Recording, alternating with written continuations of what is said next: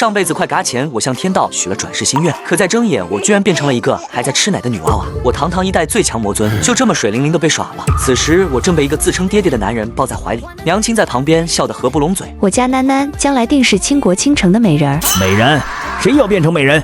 而等爹娘走后，我第一反应就是探查这具身体的资质，毕竟前世身为最强魔尊，哪怕转世成为了女娃娃，体内没点修为可不行。好在担心是多余的，我上辈子灵魔双修的基础还在。我刚想运转灵力和魔气试试，没想到娘亲杀了的回马枪，我反应极快，可还是被她瞥见了飘在半空的衣角。这孩子刚才是不是飘了？我立马放声大哭，装出受了惊吓的样子。娘亲果然以为是错觉，没再多问。然而下一刻，屋外就传来噩耗，魔纹兽攻城了。娘亲吓得脸色惨白，抱着我撒丫子就往密室跑，我却莫名激动起来。来吧，这些妖兽迟早都是我修行路上的垫脚石。等到了密室，我才发现这里早已躲着3个人，是姨母带着我表哥苏笑和表妹苏瑶。看样子我们家是修仙界的名门旁支，可眼下面对魔纹兽，伊托三的母亲不敢轻举妄动，只能寄希望于宗门大能击退强敌。我悄悄观察，发现2只魔纹兽的颜色不同，实力也有差距，感受到它们体内澎湃的魔气，我差点笑出声。这魔气对别人来说是威胁，可对我来说可是大补。我激动的想去一决胜负，可在其他人眼中都以为我是被吓傻了。我这才意识到自己现在还是个娃娃。表哥苏笑想冲出去，却被姨母拦住。你是天灵根，是家族的希望，不容有失。娘，这都什么时候了，我怎能苟且偷生？可话音刚落，密室的门就被轰然撞碎，一只魔纹兽闯了进来，虎视眈眈地盯着大家。娘亲把我和表妹往表哥怀里一推，我来拖延时间，你们快跑！可苏笑却放下我们，挡在了娘亲身前。只可惜苏笑现在还是太嫩，没几招他就和娘亲一起被打晕在地。而就在这生死关头，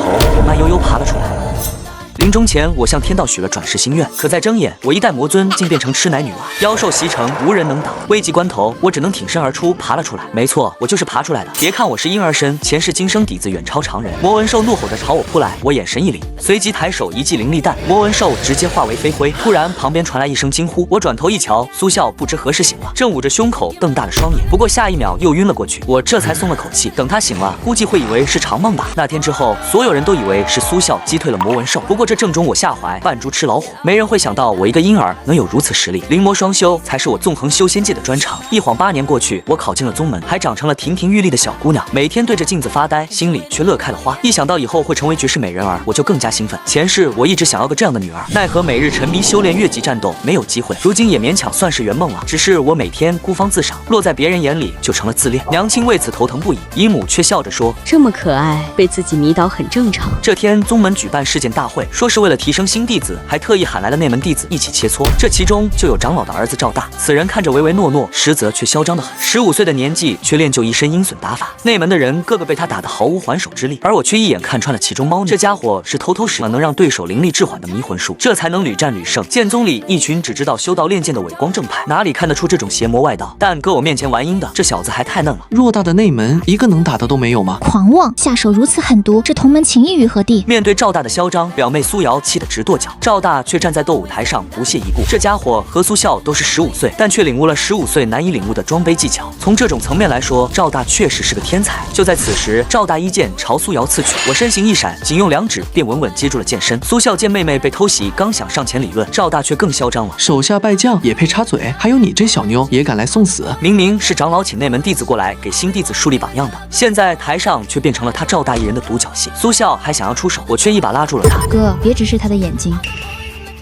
我本是一代最强老登，却意外转生成了一个小女娃。本着扮猪吃老虎的原则，我低调行事了8年，却不料在宗门大比上竟被炮灰看不起，找起了麻烦。表哥苏笑要替我和表妹出头，我连忙一把拉住了他。哥，别直视赵大的眼睛。其实避开迷魂术的方法很简单，只要不看就行。苏笑虽疑惑，但还是照我说的做了。战斗一开始，苏笑就只盯着赵大的脚下，他本就是个剑术天才，光凭脚步也能判断赵大的行动轨迹。如今不受迷魂术影响，赵大瞬间没了招架之力。可没想到赵大竟使用暗器，单纯耿直的苏笑一个没注意便中了招，赵大立刻抓住机会反击，不仅赢了比赛，还不忘贴脸嘲讽。大名鼎鼎的天灵根也不过如此。全场一时间鸦雀无声，无人再敢出头，我只好缓步上前，意剑直指赵大。我来陪你玩玩。我以为自己威风凛凛，可显然如今这副样子实在没什么说服力。赵大嗤笑一声：“小毛孩，回家喝奶去吧。”对他来说，打我这个小丫头只会被骂胜之不武，属实亏了。我早有所料，冷笑着靠近他耳边低语：“你也不想你使用邪术的事被曝光吧？还请师兄赐教。”票。臭丫头，是你逼我的，输了可别哭。赵大脸色大变，虽然还在嘴硬，但我话说这份上，他只能应战。战斗一打响，赵大就使出了迷魂术。我站在原地闭上眼，所有人都以为我被吓傻了。可事实上，这些攻击我只需抬指就可抹去，但这太无聊了。于是就在剑光即将刺中我的那一瞬，我终于动了，手腕一翻，一个漂亮的剑花扫过，对方扑天的剑气瞬间消失殆尽。众目睽睽下，我仅凭最纯粹的剑术基础就秒了赵大。我娴熟的架势让众人呆愣当场，最惊讶的莫过我的爹娘，他们平日里可没见过我练剑。赵大彻底慌了，看向我的眼神仿佛怀疑人生。他攻击越来越猛烈，却全程连我的衣角都碰不到。最终我不耐烦的一脚将他踹倒在地，他再也爬不起来，只好认输赔罪。这下子全场哗然，我看着台下优雅的拱了拱手，为这场天才秀行了个谢幕礼，心里不禁畅想：我龙傲天回来了。我本是一代最强老登，却意外转生成了一个小女娃。为了扮猪吃老虎，我煞费苦心，但因一场宗门比试暴露了剑术天赋。好在我全程隐匿修为，连后来宗门对我进行灵根2测试，都立足了武灵根太杂，无法精进的废柴人设。众人嘲笑我是个只会耍剑的傻子，我却乐得潜心修炼，不被打扰。可这样的宁静日子还是被打破了，只因有人居然要纳我做妾。15岁这年，我已长成窈窕淑女，表妹苏瑶却依旧平平无奇。每当和我站在一起，她都说自己像是个陪衬的绿叶，可我只是笑笑。只有我知道，有时候美貌对一个人族女子来说未必是好事。今晚我们来参加一场特殊的晚宴，其特殊之处便在于，听说这次竟有仙族出席。世界最早被混沌之气一分为二，仙族居上界，人族居下界，两界相交的界门生有妖兽魔物，会不定期形成兽潮，为祸人间。而凡人修仙意图漫漫，之所以能不受侵害，就是因为仙族提供了功法和灵气与之交换，人族则提供大量资源作为回报。但仙族很少亲临下界，这次参加晚宴倒是稀奇。就在我琢磨背后深意时，却突然感到气氛不对，因为整个晚宴的人好像都在盯着我瞧，都是漂亮惹的祸啊！我连忙让苏瑶挡住了其他人的视线，尤其是那些不怀好意的臭小子。突然，人群一阵骚动。表姐，仙族使者来了。哎，怎么有点眼熟？我竟不知表妹还去过上界，见过仙人呢。我抬眼看去，就见一个家伙迈着4方步走了过来。我突然笑出声来，真是冤家路窄，还真是老熟人啊。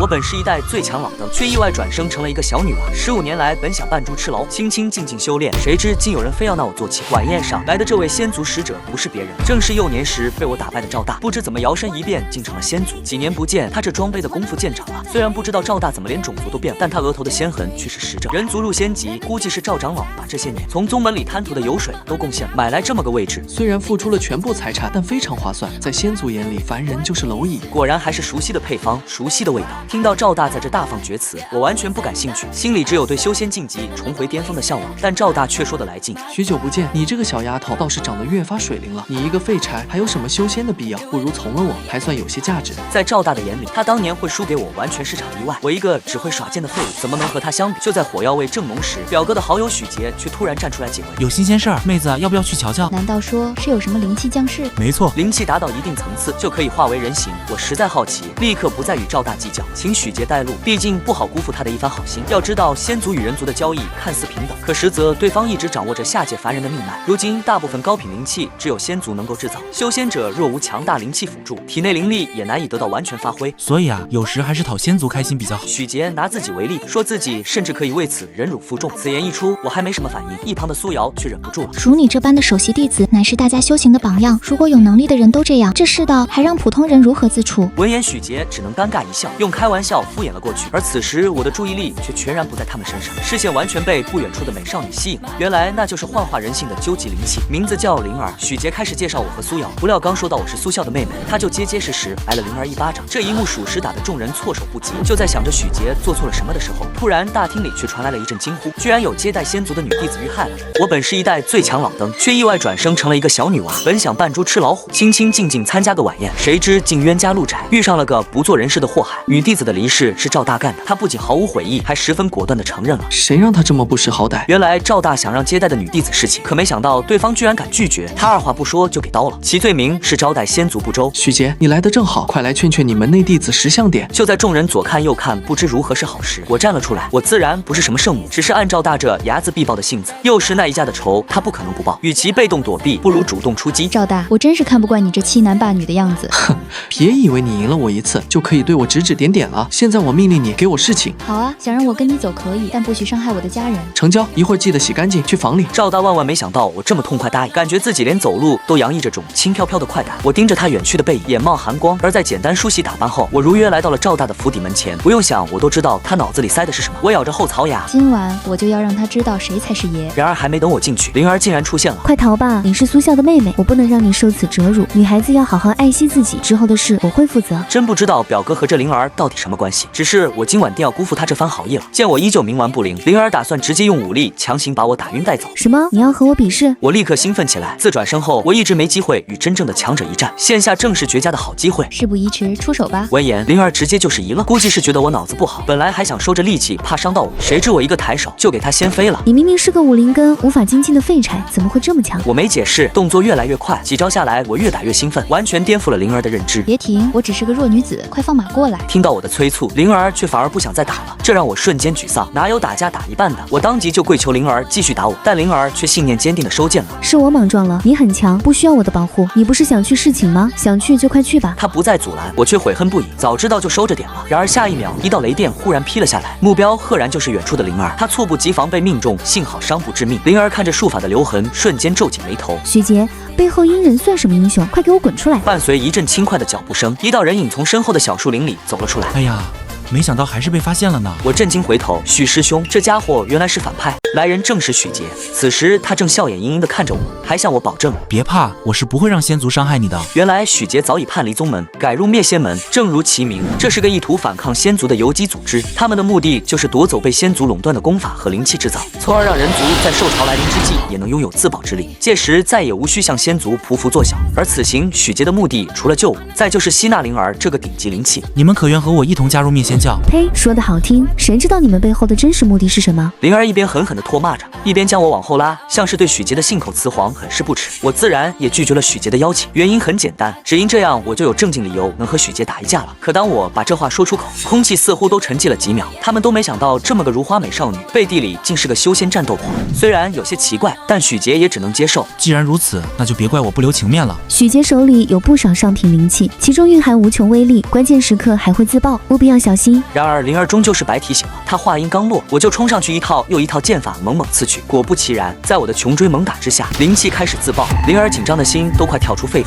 可没想到，等烟雾散去后，我不仅毫发无伤，还一副游刃有余的样子。啊，这次可算是打爽了。我惬意地伸了个懒腰，然而一道魔音瞬间入耳。谁让你去近战啊？我的意思是让你远程攻击啊！灵儿崩溃地在原地哀嚎，我只好尴尬地表示歉意。但我这样更快，仅仅只花了2秒半，那些宝贵的不行的仙兵灵气就成了一堆破铜烂铁。接下来就该轮到许杰了。见到我这般轻松，作为对手的许杰半天回不过神。一个小丫头为何实力如此逆天？她觉得我定是吃了什么丹药，虽可以短暂提升实力，但这种状态肯定无法维持太久。虽然许杰只是瞎猜，但过程错误，结果正确。这副10几岁躯壳确实限制了我体内的力量。许杰这是打定主意要和我玩持久战，他还想继续召唤灵气，不料却被我一个飞脚打断。都知道你是法师了，怎么可能还让你继续？我飞身上前，一脚就对准许杰身下某处要害，把他踹得找不到北，不给他一点还手的机会。但就在我刚结束战斗时，意外却发生了。表妹苏瑶突然从赵大的府中冲出，在他身后还紧跟着一只魔纹兽。我来不及多想，立刻100米冲刺到魔纹兽面前，直接一拳将他暂时击退，而后便询问起苏瑶为何会出现在这里。原来表妹是担心我出事，才打算先偷偷去训斥赵大一顿。可没想到刚潜入进去，他就发现对方一副浑身疼痛的样子，紧接着好好的人竟变成了魔纹兽，人族转化成妖兽的情况闻所未闻。而这时半残的许杰却露出得意的笑容。灭仙门特地从界门禁地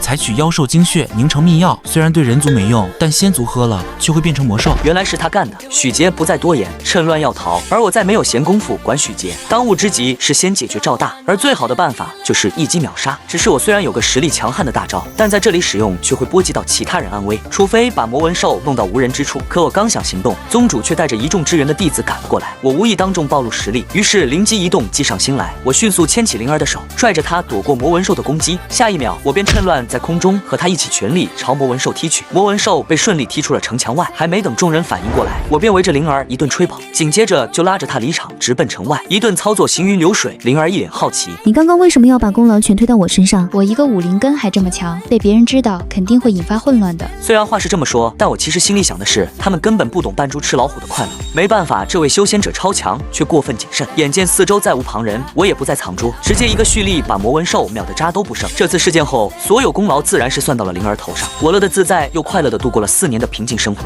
转眼便来到了18岁。我和苏瑶已经到了下山历练的年纪，是时候大展身手了。第一次下山历练，我和表妹被派去流光宗交流学习，路途遥远，可没想到刚出门不到10天，我们的盘缠就已经所剩无几了。只因我和苏瑶每天赶路实在太累，一天能吃8顿，眼见连最后一个子儿都要用尽，我们只能在途经的镇上接了些除妖的委托。镇长对我们报以热烈的欢迎，一口一个大师亲切地喊着。为了攒路费，第2日我便和苏瑶来到被妖兽侵占的区域。我将神识放出，稍作估算，发现这个小镇方圆30里，少说也藏着100来只妖物。难怪那个镇长对我们那么殷勤。好在于我而言都是杂鱼，被妖兽团团包围下，我打算放个大招，直接扫荡清空。然而不出意料，还是发生了意外。我口中术法才念到一半，就被人打断。一个红发少女从天而降，都退下，让我来。怎么回事？还有抢怪的呢？我2眼瞪了过去，却意外在对方身上感受到了一股熟悉的气息。这灵力波动竟和灵儿一样，是神品灵气化人，能遇见和灵儿一样的气灵天花板。我的战斗之魂又熊熊燃烧起来，我提起剑就冲上去刺。红毛还以为我是哪里来的炮灰，然而我一剑便挑断了他的一截长发，还并未使出全力，只为能挑起对方战意。果不其然，头发是每个女孩子最为重要的宝藏。下一秒，红毛就陷入了狂暴状态，手持一柄长枪，狠狠朝我袭来。小贼，受死！红毛少女对我杀招百出，却被我用反复横跳的矫健的身法完美闪避。这怎么可能？她简直不敢相信自己的眼睛，进一步加快了刺枪的速度。然而她刺我躲，我躲她刺，直至我不断拉近距离，一个闪现到她面前，一记猛拳就直接捶了过去。红毛少女反应过来时已晚，竟结结实实挨了我一拳。我心头一颤，刚刚那一拳我不小心用了2.5%的实力，但所幸对手没有嘎。神品气灵果然名不虚传，红毛少女被迫退至墙角。你到底为什么要阻止我杀妖兽？这群怪可是我先看上的好吗？是我的。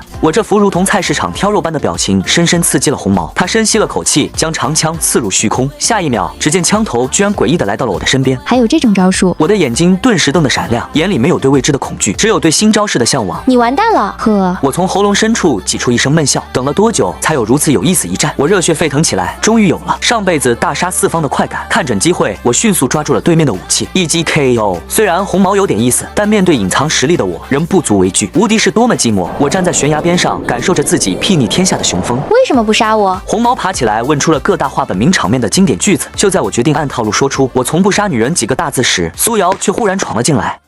刚清完外圈的妖兽准备来和我会合，却没想到红毛竟然再次发难，直接眼疾手快的把表妹抓了起来当人质。放了我，否则他就完了。你要走就赶紧走，要是再敢对我表妹动手，你就真没命了。见状，我非常淡定，双手一摊，仿佛摆烂，目光却透出不善。红毛一听就知道我没在开玩笑，连忙收了枪，夺路而逃。很快，我们将附近妖兽都处理干净，委托顺利完成。我和苏瑶都收到了一笔可观的报酬。镇长为了感谢我们，还特地在镇上为我们专门举办了答谢宴。晚饭后，他把我们带到了一处隐秘之所，又倾诉起了这个小镇的秘密。原来这座城镇曾是上古某位大能仙逝的地方，只是时过境迁，小镇竟意外形成了个诅咒。此地风水自成一气，会不断吸取人体的先天灵气，而到达一定程度后，就会让这片小镇与大地分离，飞向上界。这应该就是以前的人搞出来的邪门飞升法子吧？我心里暗暗想着，靠这种方法去到上界，跟正经修炼飞升完全是两回事。虽然到时候小镇就自动归为仙族领地了，但城中居住的百姓恐怕无法在上界立足。干这事的大能当真害人不浅。镇长请求我们帮忙寻找解咒之法，可我不想做决定，就让苏瑶看着办。经过一番讨论，我们还是决定相信镇长的话，当做好事攒功德。片刻后，我和苏瑶都回了房间。事情本该一切都朝好的方向转变，可凌晨时分却忽然传来噩耗，镇长竟不知何原因意外变成了魔纹兽。我顿时就想起了几年前许杰的事，当时就是灭仙门制作了一种秘药，说是人类喝了没事，仙族喝了却会变成魔纹兽。此情此景，与当年颇有异曲同工之妙。原来镇长竟是仙族吗？我来不及思考更多细节，对面屋顶就传来狞笑。原来给镇长下药的是他身边的侍从，他的女儿就是被仙族杀掉的，所以他做这些完全是出于私人恩怨。所有的仙族都该死。然而这侍从还没开心多久，就被化为魔纹兽的镇长一爪子拍飞了。这时附近的修士都发现了这边魔纹兽的异动，纷纷御剑前来打算支援。我却站了出来，让他们先去疏散小镇百姓，这里就交给我来解决。我让苏瑶在一旁远程辅助，自己则提起剑朝魔纹兽全力冲去，打算来场1对1的单挑。可天边传来一阵巨响，我刚想控制住失控的镇长，一把长枪却突然直接刺穿了魔纹兽。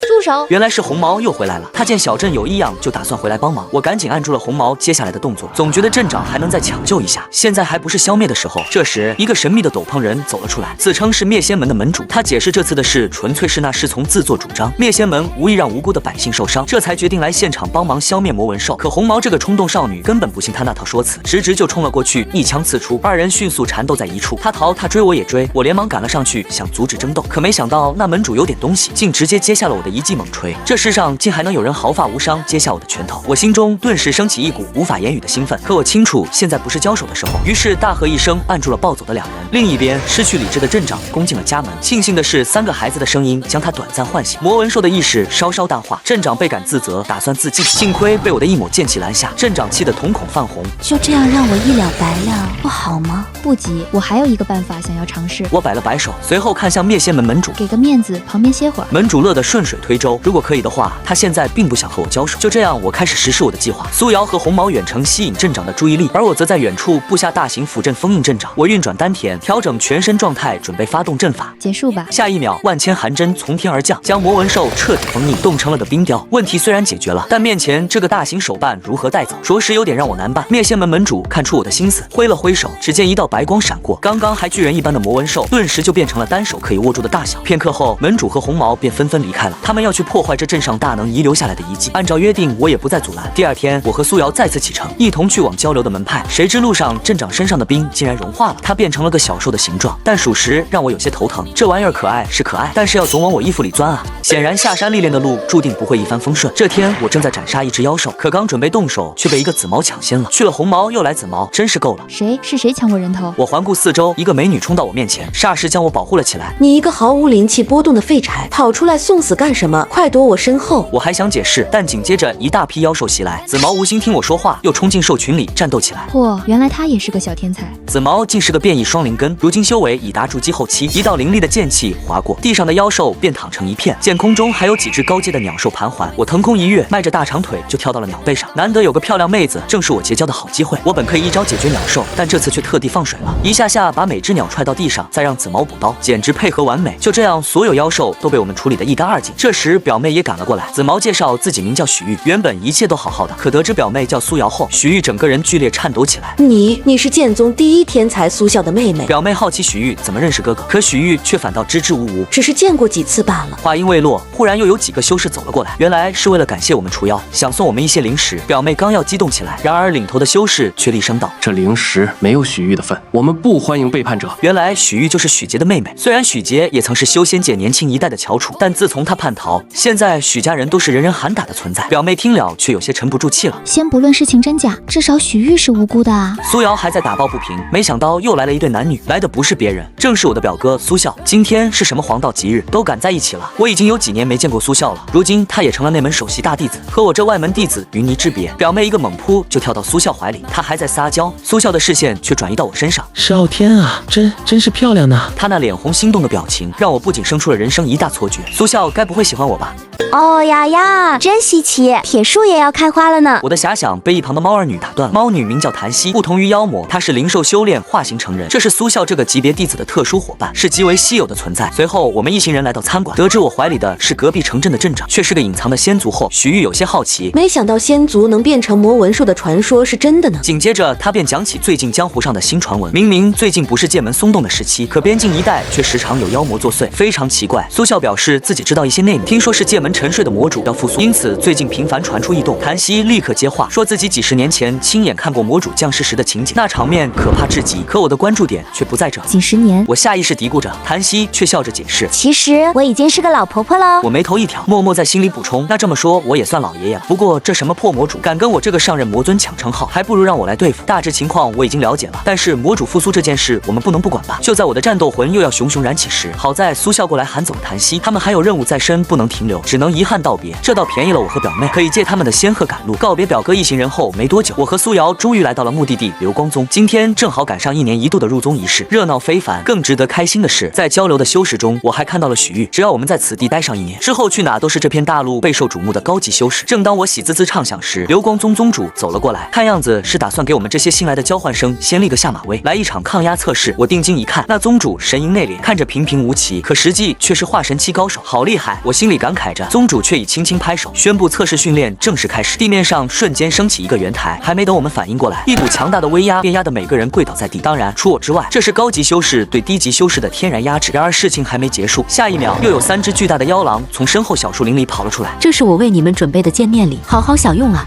流光宗主站在圆台外，笑得合不拢嘴。他承诺，只要有人能坚持10分钟不掉到场外，就可以免费吃1个月的宗门食堂。免费吗？这2个字深深触动了我的内心，我顿时心潮澎湃起来。1、2、3，随着我一拳一只狼，3只妖兽不过一瞬就被我全部打倒。宗主彻底懵了，他僵硬地擦去额头上的汗，试图蒙混过关。刚刚是试验，现在才是正式开始。这宗主好生狡猾，不过为了那1个月的饭，我忍了。测试再次开始，宗主又加大了威压，召唤出了3匹更加强壮的妖狼，所有弟子都倍感头大。当时间只剩下2分钟时，除了我还在到处溜达，在场竟只剩下5个人。表妹和许玉先不说，留下的还有一个金毛和一对被妖狼缠上的道侣。听旁人说，他们关系一直很好，可就在这危难时刻，那女子却毫不犹豫地将男人推了出去。而另一边，就在金毛决定拼死一搏时，宗主却又再次加码，最后1分钟威压要加倍哦。话音刚落，苏瑶和许玉就直接趴跪在地，再也动弹不得。其他人也被妖狼甩出了场地。此时唯有我留在台上，一脸轻松。就这么，这点威压对我根本不起作用。此时我满脑子都是各种菜名，腊肠、烧鸭、烤鹅，简直想想都让人口水直流。伴随着我几脚将妖狼踹飞后，在场所有人都开始议论纷纷，夸我厉害，我欣然接受；可夸我可爱，还是算了吧。宗主显然没想到，居然还有人能在台上，只好有些无奈地举起我的手，宣布了我是唯一的优胜者。傍晚，我便和表妹准备回屋，品鉴完我的免费伙食，可突然我却听到了一阵激烈的吵闹声。原来是金毛嫌弃许玉是叛逃者的妹妹，不愿同她共住一个屋檐下，来和我们一起住吧。表妹直接拉起许玉的手，就往我们的房间走去。我满意的看向苏瑶，虽然她每天傻乎乎的，但有时候真的是神助攻啊。表妹主动扯开被窝，我们3个人一起睡吧。我顿时差点鼻血直流，这真是太棒了。